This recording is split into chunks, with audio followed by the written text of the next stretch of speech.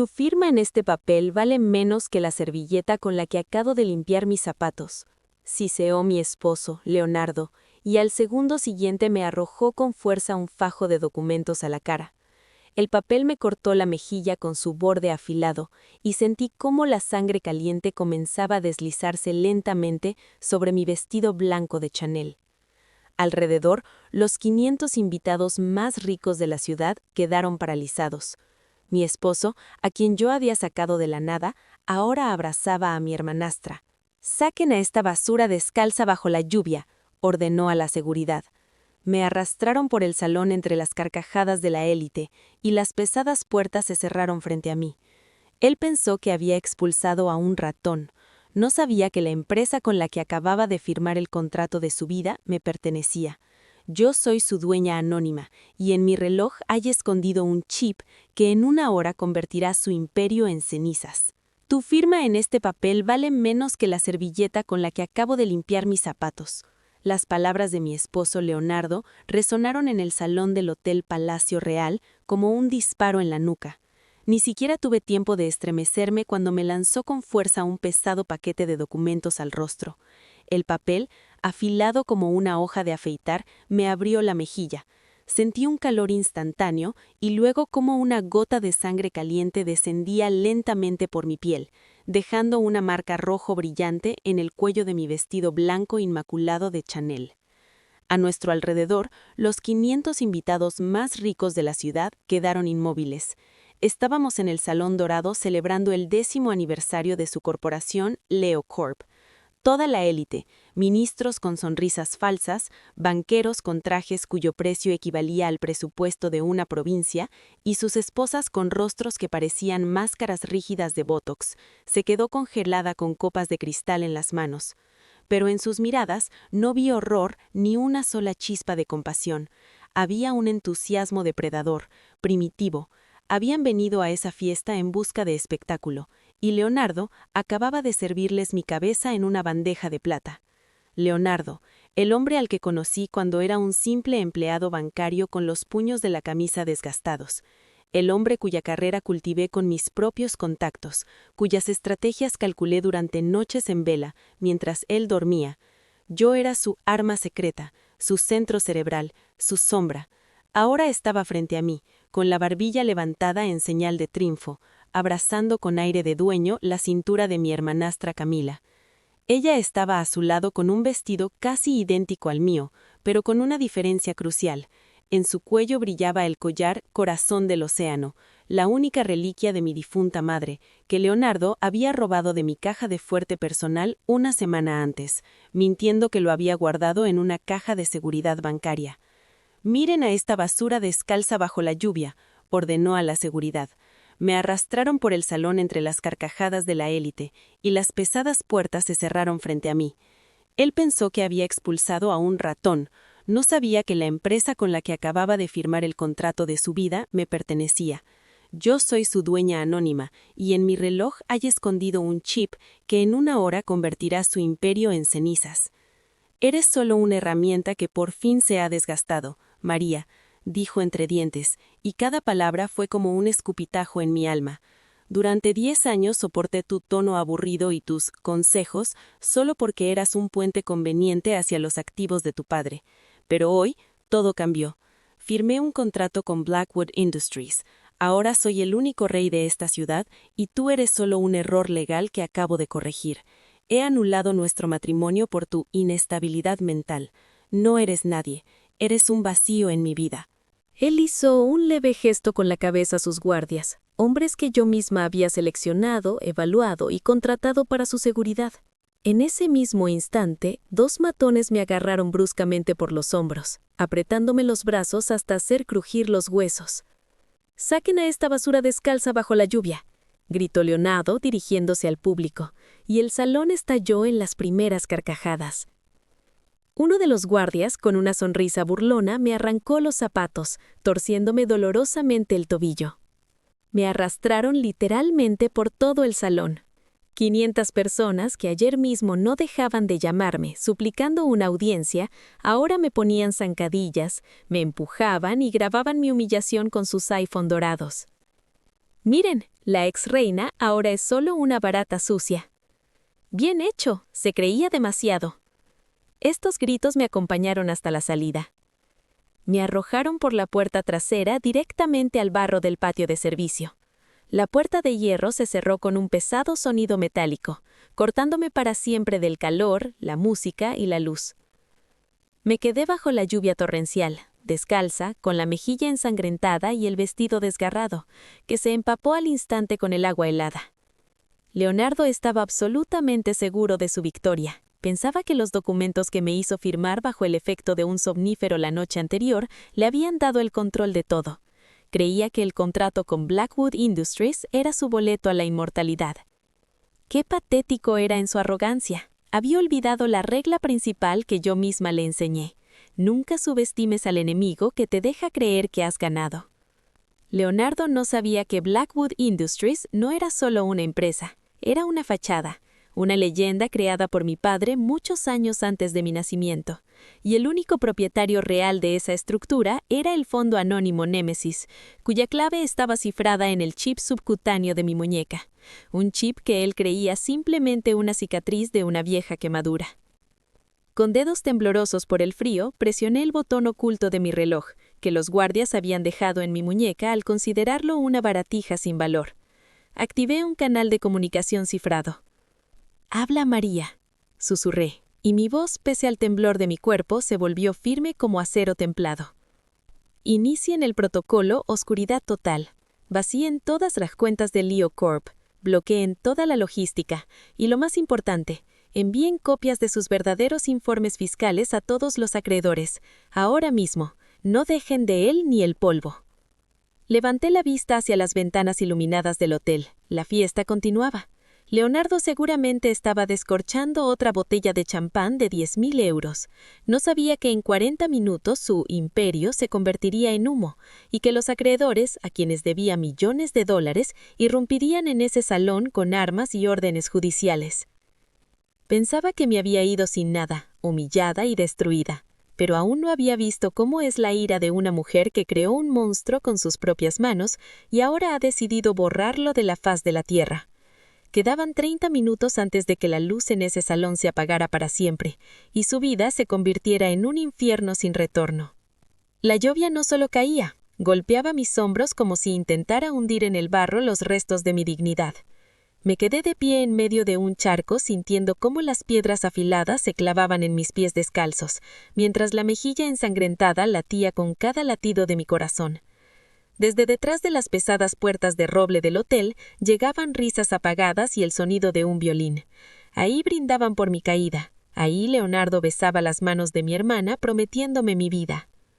Saqué de un bolsillo oculto de mi vestido mi segundo teléfono, pequeño, negro, sin ningún logotipo.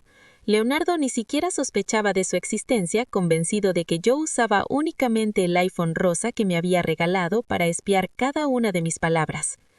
La pantalla parpadeó con una luz azul. Mis dedos estaban tan entumecidos que apenas pude introducir la contraseña, pero la ira que hervía en mí era más ardiente que cualquier fuego. «Marcus, soy yo», susurré el teléfono. «¿Señora?» La voz de mi analista principal, al otro lado del mundo, tembló. «Estamos viendo la transmisión. Todo Internet está enloquecido. Camila publicó el video de cómo la sacan». «Me importa un comino el video», lo interrumpí, y mi voz sonó como el crujido del hielo. «Activa el protocolo Pesadilla Nocturna, ahora mismo». Al otro lado se hizo un silencio tenso. Marcus sabía lo que eso significaba. Era el botón rojo que habíamos preparado durante 5 años para un caso de traición total. «Pero, señora, eso destruirá a LeoCorp hasta los cimientos. Perderá miles de millones». «No perderé nada, Marcus. Solo estoy recuperando lo que es mío. LeoCorp es solo una carcasa vacía que yo llené con mi mente. Es hora de dejar salir el aire. Empieza por las offshore en las Islas Caimán». Colgué y caminé lentamente hacia la salida del patio. Cada paso me dolía en la espalda, pero mantenía la cabeza en alto. En ese mismo momento, en el salón dorado del hotel, Leonardo probablemente estaba dando su brindis principal. Lo imaginé de pie en el escenario, con su sonrisa impecable, y de repente, su teléfono en el bolsillo comienza a vibrar. Luego los teléfonos de sus contadores, después los de todos los inversores en la sala. La primera ola del golpe fue financiera. En 3 minutos, las acciones de Leo Corp cayeron un 40% debido a la filtración inmediata de pruebas sobre doble contabilidad y evasión fiscal por 300 millones de euros. Pero eso era solo el aperitivo. Vi como un SUV blindado negro se acercaba a toda velocidad al hotel. De él saltó Arthur, mi leal jefe de seguridad, a quien había enviado de vacaciones una semana antes para no despertar sospechas en Leonardo. Corrió hacia mí y colocó un pesado abrigo de cachemira sobre mis hombros empapados. «Señora María, está herida». Sus ojos ardieron de rabia al ver la sangre en mi rostro. «Es solo pintura, Arthur. Pintura para el cuadro de mi venganza. ¿Hay zapatos en el coche?» «Sí, señora. ¿Y su tableta?» Me senté en el interior, que olía a cuero y calma. Abrí la tableta y vi la transmisión en directo del salón. El rostro de Leonardo comenzó a cambiar. Acababa de recibir un mensaje del banco sobre la congelación de todas sus cuentas personales. Intentaba ocultar el pánico, pero sus manos temblaban tanto que casi dejó caer la copa. Camila, a su lado, también se quedó paralizada. Su teléfono no dejaba de sonar con llamadas de cobradores que de pronto recordaron sus deudas millonarias en el casino que antes Leonardo pagaba con mi dinero. «Vamos a la entrada principal, Arthur», dije, poniéndome unos nuevos tacones. «Es hora de apagar la música en este baile del diablo». Cuando nuestro convoy se detuvo frente a la entrada principal, los porteros se apresuraron a abrir la puerta, sin reconocer en esta mujer elegante a la ratoncita que hacía poco habían expulsado por la puerta trasera. Me ajusté el abrigo, limpié la sangre con una servilleta, dejando una fina línea de guerra en mi mejilla, y entré. Entré en el salón justo cuando Leonardo gritaba a su director financiero, sin darse cuenta de que detrás de él, en la enorme pantalla, en lugar del logotipo de la empresa, aparecía mi rostro junto a una inscripción en grandes letras rojas. «El juego ha terminado, Leo». Las puertas del salón dorado del Hotel Palacio Real no solo se abrieron de par en par con tal estruendo que los colgantes de cristal de los enormes candelabros respondieron con un tintineo inquietante, casi fúnebre. No entré como un fantasma, ni como el ratón humillado que acababan de expulsar entre risas. Entré como un desastre natural, como una tormenta perfectamente calculada. Llevaba un pesado abrigo negro de cachemira sobre mi vestido destrozado, y en mi mejilla aún ardía una fina línea de sangre, mi única pintura de guerra, que me negué a borrar. La multitud, que apenas un segundo antes se ahogaba en carcajadas satisfechas, quedó en silencio absoluto. Leonardo estaba en el escenario con un micrófono en la mano. Su rostro, que hace un instante brillaba de triunfo, empezó a adquirir lentamente el tono gris del hormigón mojado. Veía cómo, a mi espalda, entraban con paso firme 10 de mis guardias personales con el uniforme de Blackwood Industries, seguidos, como sombras inevitables, por agentes de la policía fiscal y la fiscalía. «Leo, cariño, ¿no acababas de decir algo sobre ser el rey de esta ciudad?» Mi voz, amplificada por la acústica profesional del salón, cortó el silencio como una guillotina corta el papel. «Me temo que tu trono acaba de salir a subasta por deudas de las que ni siquiera tuviste tiempo de enterarte». Subí al escenario lentamente, casi con porte real. Cada golpe preciso de mis nuevos tacones sobre la madera pulida resonaba en los corazones paralizados de los presentes. Camila, que aún sostenía en la mano una copa de mi champán, intentó gritar algo. Su rostro se deformó de rabia, pero yo solo le lancé una mirada, fría y devastadora. Se desinfló al instante, como una muñeca pinchada, retrocediendo hacia la sombra de su amante. «María, ¿qué es este teatro barato?», roncó Leonardo, intentando mantener un resto de dignidad ante las cámaras, que ahora registraban su pánico en lugar de su éxito. «Seguridad, ¿Por qué esta loca sigue aquí? Sáquenla de inmediato. Tu seguridad ya está dando declaraciones abajo, Leo. Me acerqué a él hasta sentir el olor de su miedo, algo que ningún perfume podía ocultar. ¿De verdad creíste que el contrato con Blackwood salvaría tu imperio podrido y lleno de agujeros? Ni siquiera te molestaste en leer la letra pequeña del anexo que yo misma redacté hace 3 años. Artículo 14.2. En caso de violación pública de normas éticas por parte del titular del paquete de control, todos los activos pasarán inmediatamente a la gestión fiduciaria del Fondo Fundador Anónimo. Y el fundador de ese fondo, Leo, soy yo. Me giré bruscamente hacia la enorme pantalla a su espalda. Con un leve movimiento de mi dedo sobre la tableta, sustituí su pomposa presentación por un tablero del colapso financiero en tiempo real. Los gráficos rojos se precipitaban al abismo a una velocidad vertiginosa. En los últimos 15 minutos, las acciones de Leo Corp se han convertido en papel sin valor. Tus cuentas en Suiza y en las Islas Caimán están congeladas por sospechas de lavado de dinero a través de empresas fantasmas de tu querida Camila. Tu penthouse, tu flota de coches, incluso ese reloj en tu muñeca. Todo está embargado.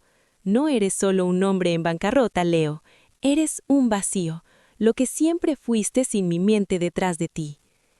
Leonardo, perdiendo el control, se lanzó hacia mí, con el rostro deformado por una furia animal. Alzó la mano para golpearme, para humillarme de nuevo, pero Arthur interceptó su brazo con un movimiento fulminante. Se lo torció a la espalda con tanta fuerza que un seco crujido recorrió todo el salón. Leo soltó un grito salvaje y cayó de rodillas, exactamente en el mismo lugar donde 1 hora antes había arrojado los papeles y me había obligado a sufrir. Oficial, me dirigí con calma al representante de la ley, que ya había subido al estrado. Aquí tiene una memoria USB con todo el paquete de pruebas de sus fraudes. Encontrará de todo, desde la falsificación de mi firma para transferir bienes hasta grabaciones de sus reuniones con criminales para presionar a los inversores. Me incliné hacia su oído para que los invitados no escucharan mi sentencia final. Me echaste descalza bajo la lluvia, Leo, esperando que me disolviera en la oscuridad. Ahora tú irás a la cárcel con lo que llevas puesto. Y créeme, en la celda número 4 a nadie le importará el precio de tu traje ni la marca de tus zapatos. Allí aprenderás a valorar las servilletas de las que hablaste con tanto desprecio. Camila, al darse cuenta de que el barco se había hundido, intentó escabullirse discretamente hacia una salida lateral, pero mis hombres la interceptaron justo en la puerta. «Camila, el collar de mi madre», dije con frialdad desde el otro lado del salón. 2 policías se acercaron a ella, y uno de ellos, ignorando sus gritos, le arrancó bruscamente del cuello el corazón del océano. Ella chilló de impotencia y vergüenza cuando sus manos cuidadas fueron esposadas a la espalda con frías esposas de acero. Me quedé en el centro del escenario, mirando a los 500 invitados. Los que hacía un momento reían a carcajadas, ahora bajaban la mirada con nerviosismo. Algunos intentaban salir del salón, otros, por el contrario, comenzaron a aplaudir de forma aduladora, miserables veletas que siempre giran hacia quien sostiene el cuchillo. «La cena ha terminado, señores», dije al micrófono, y mi voz sonó como metal contra piedra. «La factura de este banquete llegará a los domicilios de cada uno de ustedes. Mis abogados ya están preparando demandas por difamación contra todos los que apoyaron este acoso. Hoy han visto la verdad, acostúmbrense a ella». Bajé del escenario sin mirar atrás ante los gritos desesperados de Leonardo. Arthur colocó sobre mis hombros un nuevo abrigo cálido. Afuera la lluvia seguía azotando, pero ya no me parecía fría. Estaba limpiando la ciudad de la suciedad que acababa de exponer. Mientras subía a la limusina, vi cómo sacaban a Leonardo por la misma humillante puerta trasera por la que él me había arrojado 1 hora antes. Gritaba algo, ahogándose bajo la lluvia, pero simplemente cerré la ventana. Mi verdadera vida apenas comenzaba, mientras su imperio ya se consumía, y él ni siquiera sospechaba que el principal regalo del fondo Némesis lo esperaba en el primer interrogatorio. Marco no era más que un peón, un ladrón insignificante que creyó en su propia grandeza solo porque yo le permitía calentarse bajo la luz de mi genio. Pero detrás de él estaban aquellos que habían preparado durante años este escenario de humillación. El siguiente nombre en mi lista era el de la persona que convirtió mi infancia en una interminable cadena de manipulaciones y abusos, mi madrastra Eleonora. Fue ella quien envenenó la mente de mi padre, convenciéndolo de que yo era una ingrata fracasada que no merecía ni una fracción de la fortuna familiar. Fue ella quien bendijo a Marco para que me tratara como a una sirvienta mientras juntos dilapidaban mi herencia. Eleonora siempre había sido adicta a la ilusión del aristocratismo y a un lujo ostentoso y ridículo. Vivía en la mansión que pertenecía a mi difunta madre, dormía en su cama y gastaba con desprecio mi dinero en subastas privadas, mientras yo trabajaba hasta el agotamiento solo para no morir de hambre. Yo conocía su mayor debilidad. Temía más que nada convertirse en una persona común, regresar a la mediocridad de la que una vez había salido. Por eso, creé para ella una trampa digital perfecta, un fondo de inversión ficticio llamado Phoenix, que prometía ganancias astronómicas provenientes de la extracción de diamantes en África. Cegada por la codicia y el deseo de blanquear definitivamente los millones que me había robado, invirtió todo allí, acciones de empresas, propiedades e incluso las joyas familiares de mi madre que se había apropiado. Entré en nuestra antigua mansión sin previo aviso, cuando el sol ya comenzaba a ponerse, tiñendo las paredes con el color de la sangre coagulada. Eleonora estaba sentada en el lujoso salón, bebiendo vino de colección en la porcelana de mi madre y hojeando catálogos de villas en Mónaco. Cuando me vio, casi se atragantó de rabia. «¿Tú? ¿Cómo te atreves a entrar aquí sin permiso, sucia mendiga harapienta?», chilló, dejando caer la copa de cristal, que estalló en 1000 pedazos. «Seguridad, saquen de inmediato a esta loca y tírenla a la basura, que es donde pertenece». Coloqué tranquilamente una carpeta de cuero negro sobre la mesa, justo frente a sus manos temblorosas. «La seguridad no vendrá, Eleonora. Ahora trabajan para Ethelgard, igual que esta casa, igual que cada quilate en tus dedos. Acabas de firmar personalmente la transferencia de los derechos de esta mansión como garantía por las acciones del fondo Fénix, que desde este mismo segundo valen menos que la suciedad bajo mis uñas». Su rostro se volvió del color de la ceniza húmeda. A mi señal, entraron en la sala agentes judiciales y cargadores, que sin ceremonias comenzaron a retirar los cuadros antiguos y a sacar los muebles costosos. «Tienes exactamente 10 minutos para recoger tus cosas, y por tus me refiero únicamente a lo que compraste con tu miserable sueldo de secretaria antes de atrapar a mi padre en tus redes. Me temo que todo eso cabrá fácilmente en una sola bolsa de papel». Sacaron a Eleonora a la calle, justo al mismo lugar donde una vez se había quedado riendo mientras Marco me echaba descalza sobre la nieve. Se quedó de pie frente a las puertas de hierro cerradas, mirando impotente cómo las luces de su falso paraíso se apagaron para siempre. Pero el verdadero titiritero de titanio aún estaba sentado en su castillo de cristal en la cima del rascacielos.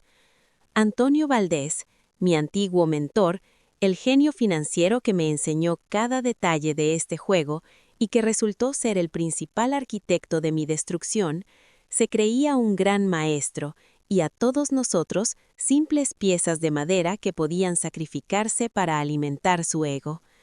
Pensaba que yo seguía siendo aquella niña que buscaba su aprobación paternal. Antonio ni siquiera sospechaba que hacía mucho tiempo que ya no jugaba según sus reglas, y que el movimiento final de esta partida me pertenecía, sin importar cuántos miles de millones hubiera apostado. Él me esperaba tranquilamente, bebiendo coñac y observando con confianza la ciudad que consideraba suya, pero no sabía que cada segundo de su calma Era solo una cuenta regresiva hacia una explosión que borraría su nombre del mapa financiero del mundo para siempre. En mi tableta ya parpadeaba el comando Void, listo para convertir su rascacielos en una colmena de cristal vacía.